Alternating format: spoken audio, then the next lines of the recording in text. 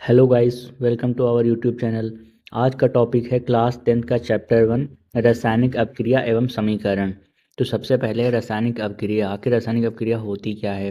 तो ये होता है ऐसे परिवर्तन जिनमें नए गुणों वाले पदार्थों का निर्माण होता है, उससे रासायनिक अपक्रिया कहते हैं। यानी कि डेली लाइफ में ऐसी बहुत चीज़ें हम लोग देखते हैं जिनमें रिएक्शन होता है और रिएक्शन होने के बाद उसमें नई चीज़ें बनती हैं। फॉर एग्ज़ाम्पल, भोजन का पचना, श्वसन, लोहे पर जंग लगना, मैग्नीशियम फीते का जलना, दही का बनना। तो भोजन का पचना, जब हम लोग खाना खाते हैं तो हमारे पेट के अंदर जो होता है HCl होता है। तो हमारा खाना जो होता है उस HCl से रिएक्शन कर लेता है, तो ये भी एक रासायनिक अपक्रिया हो गई। तो ऐसे ही श्वसन, तो हम लोग ऑक्सीजन गैस लेते हैं।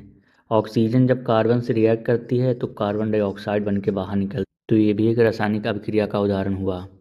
इसके बाद आता है लोहे पर जंग लगना। लोहे पर जो जंग लग जाता है वो भी रासायनिक अपक्रिया का एग्जाम्पल होता है। मैग्नीशियम फीते का जलना, यानी छुरछुरिया जो जलाते हो, छुरछुरिया का जलना भी एक रासायनिक अपक्रिया है। और दही का बनना, जो दही बनता है वो भी एक रासायनिक अपक्रिया के तहत बनता है। तो ये हो गया रासायनिक अपक्रिया के उदाहरण। इसके बाद आते हैं रासायनिक अपक्रिया में कौन कौन भाग लेता है। तो रासायनिक अपक्रिया में भाग लेते हैं अभिकारक। अभिकारक क्या होते हैं? ऐसे पदार्थ जो रासायनिक अपक्रिया में भाग लेते हैं उन्हें अभिकारक कहते हैं। और उसके बाद आता है उत्पाद। वे पदार्थ जो रासायनिक अपक्रिया के बाद बनते हैं उन्हें उत्पाद कहते हैं।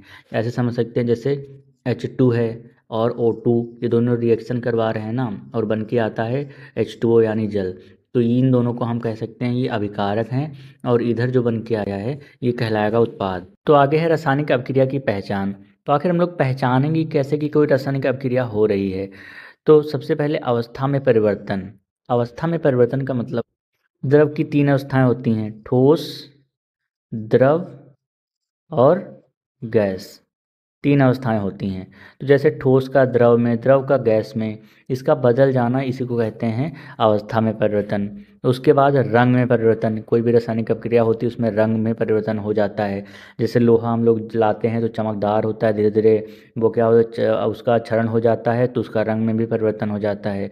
फिर गैस का निष्कासन अपक्रियाएँ होती हैं तो उसमें गैस का निष्कासन होता है, गैस निकलती है बाहर। फिर तापमान में परिवर्तन। तापमान में परिवर्तन का अर्थ है कि जब कोई रासायनिक अपक्रिया होती है तो उसमें गर्मी बढ़ती है। तो उसके बाद है अवक्षेपण अपक्रिया। तो अवक्षेपण अपक्रिया एक ऐसी अपक्रिया होती है जब क्या होता है, सफ़ेद रंग के वाइट पाउडर का निर्माण होता है। तो ये सारी हैं रासायनिक अपक्रिया की पहचान।